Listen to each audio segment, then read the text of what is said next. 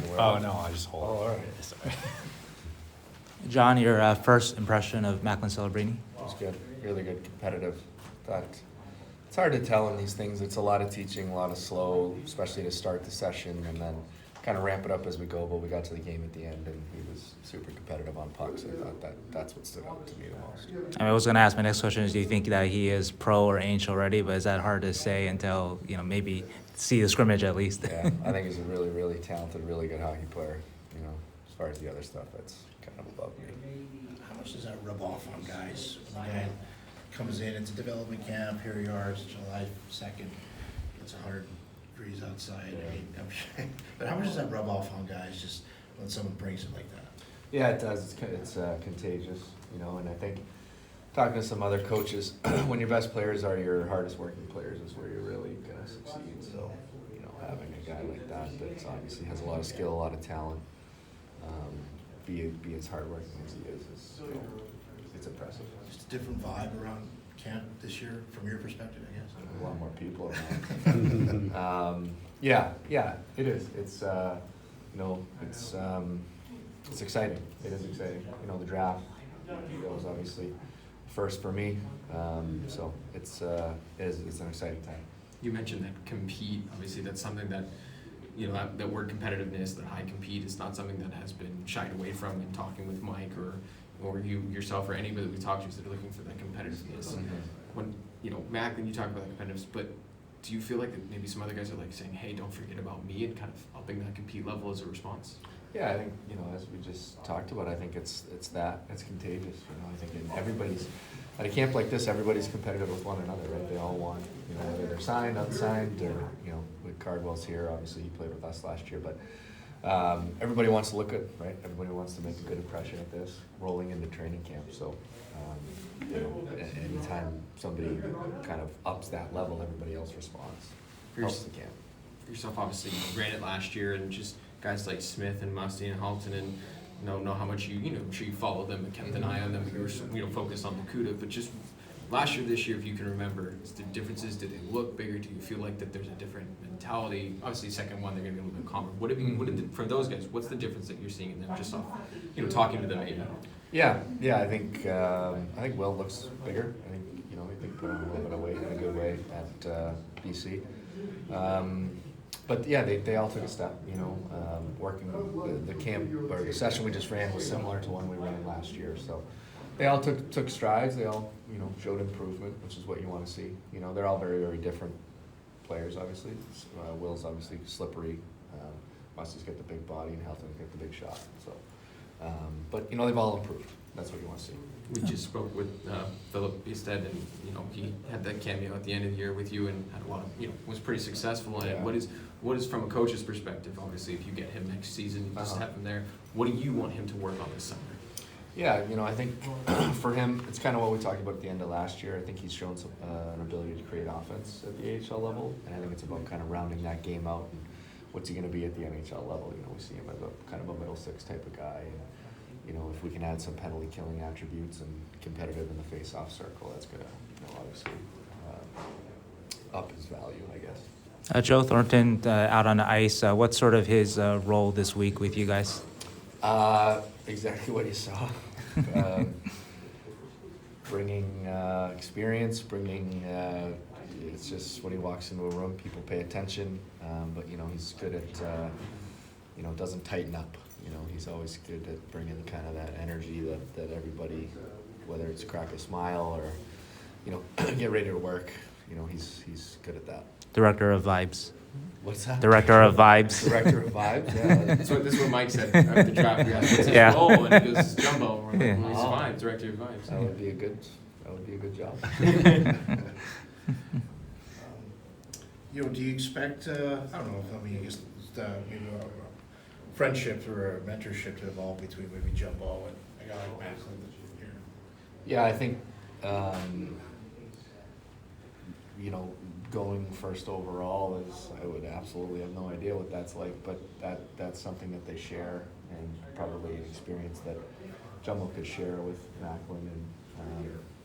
And there's got to be a million. You got to remember, and what I forget a lot of times is he just turned 18, and going through all of these interviews and all of this stuff at that age, I can't even imagine doing it. And so I think having somebody like Jumbo around and Patty as well, to kind of share the experience and ask for advice or questions or whatever it is, just talk about it, really. Just someone that knows what it's like to be in those shoes, I think is important.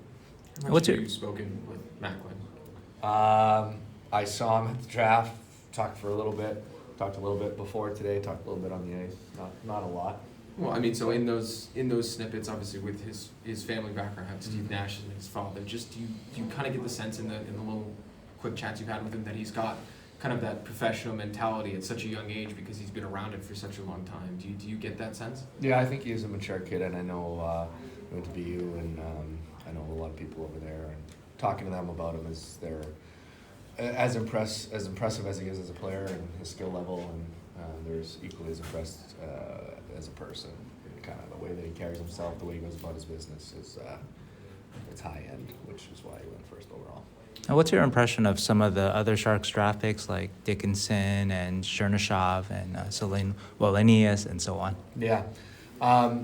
It's hard, like I said, it's hard to tell after the first session. I liked all of them. I mean, looking at the draft in general, the size stuck out to me. And I thought they all did some good things today. You know, in the different drills, you know, we had the split to start, so the D were down the other end. But you know, they all took information. To me, it's less about how they perform. It's more about kind of their approach. Like, are they coachable? Do they show up ready to go? And are they going to be good pros that way? And everything I've seen so far has pointed to yes. So they were here. They're on time. They're warming up. You know, taking care of their bodies. All that stuff is more important at a camp like this. I think when you get into training camp is where you're kind of more of a performance, you know, judging performance a little bit more. A couple of Barracuda questions. Yesterday, you guys signed Lucas Carlson and Jimmy Schultz. Just any thoughts on those two? Yeah, two defensemen, very different defensemen, but both defensemen. Lucas Carlson's a power play guy, kind of good at the offensive blue line, can transition the puck pretty well. Jimmy Schultz, physical, defensive type of guy, but can make a good first pass too. He's been at Coachella the last 2 years, so a guy that we targeted, and you know, I'm ecstatic that it worked out with both of them. You guys were kind of missing maybe a top pairing defenseman kind of last year or two, right? Is that fair to say? Yeah. Like Jimmy yeah, can play for at you? times, you Yeah. know, with the injuries in the call-ups Yeah, and yeah, everything, yeah. as with the American League, that's always going to happen. But to bring those players like that caliber, you know, that's huge for us. Is there a goal or possibility of bringing in some high-end forward kind of signings like in the Lucas Carlson kind of range? Is that the hope? Yeah, that's the hope. We're working on it right now. That's we'll try to fill those spots too. How tough is it for Kenyoni to make the roster, and for some of the other guys, Pooley, Larocque, to get a spot when you're adding more defensemen to the chart? Well, I think it's something that we're careful of too in putting the team together, is that we don't want to block out the prospects, because at the end of the day, development's also our responsibility. You know, so we don't want to come in here and sign a bunch of vets and take up all the spots. But I think what we look at them more as, you know, those standard bearing players that you can point to and guys can learn from. You know, because we want to win, but we got to develop the young guys as well. What will Cagnoni sort of need to show you guys to show that he's ready to sort of make the jump from junior to the American League? Same as everyone else that comes up, really. It's, you know, can he defend? Can he take care of his own end? You know, obviously, I know offensively he's, you know, successful in the WHL. He broke a bunch of records. So probably defending, taking care of his own end.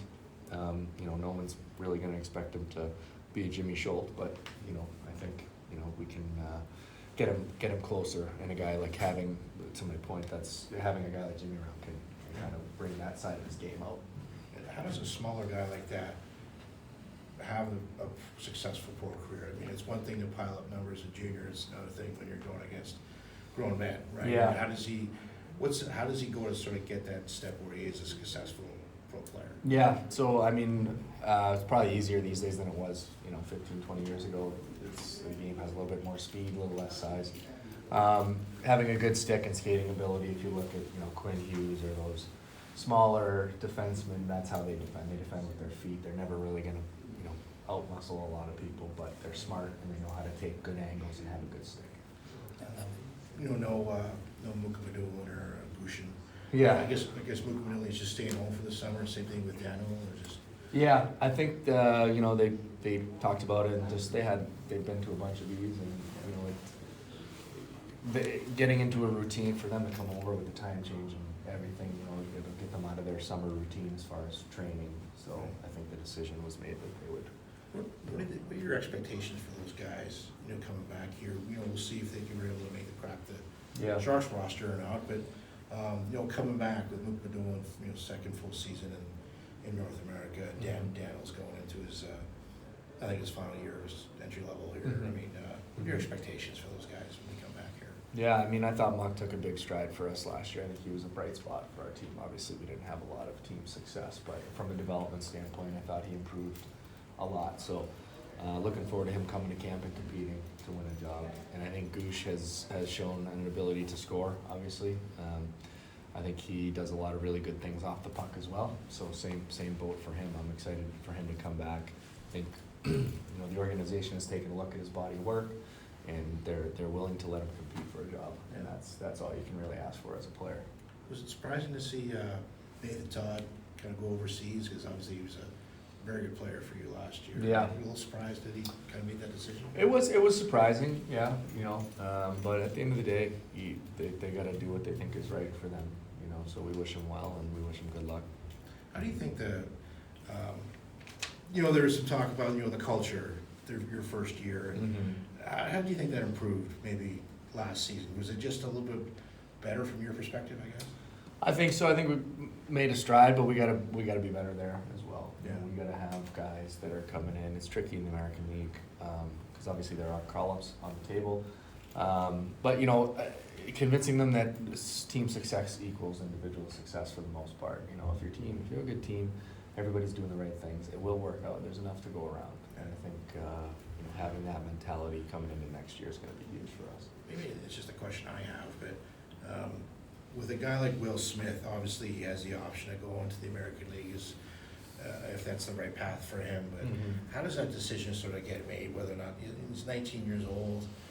You know, if he comes into camp and knocks everyone's socks off, I'm sure he'll be in the NHL. But you know, if not, then you know, is it okay to send him to the American League and just, even though he's only 19, is that still, would that be still be a good path for him to sort of develop, I guess? Yeah, I think the important thing to remember is there's a different path for everybody, right? So you know, the people upstairs, you know, get together, they watch him, look at him, and they make that decision. If he's you know up, he's up, and if not, he's not. You know, that's.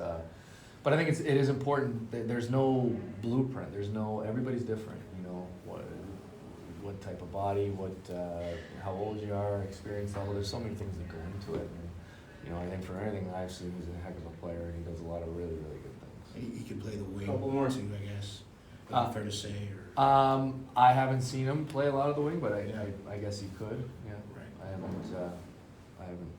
don't really know, to be honest with you. We spoke with Casper Houghton too, and he's another guy that was hoping to maybe make the Barracuda this year. He has an option too. Just a player like that, you know, I know it's only one day of camp so far, but just what is a player like that, maybe an offense first guy like that, what's he got to show you guys as a 19-year-old that he can do, that he's ready for pro hockey? Yeah, off puck play, you know, similar, we were talking about Pagnoni. Sure. That would be, obviously he's a forward, a little bit different, but he has the big shot. Everybody knows he can score, right? He's a big body too. So, you know, the off puck play, working above pucks, pro habits versus junior habits, I think is the biggest thing. Same as a lot of other people coming out of junior. You know, you're able to get away with a lot more in junior, whereas the game is a little bit tighter at our level. So, you know, advancing his game that way. All right. Thanks, John. All right. All right. Thank you, John. Thanks, everybody.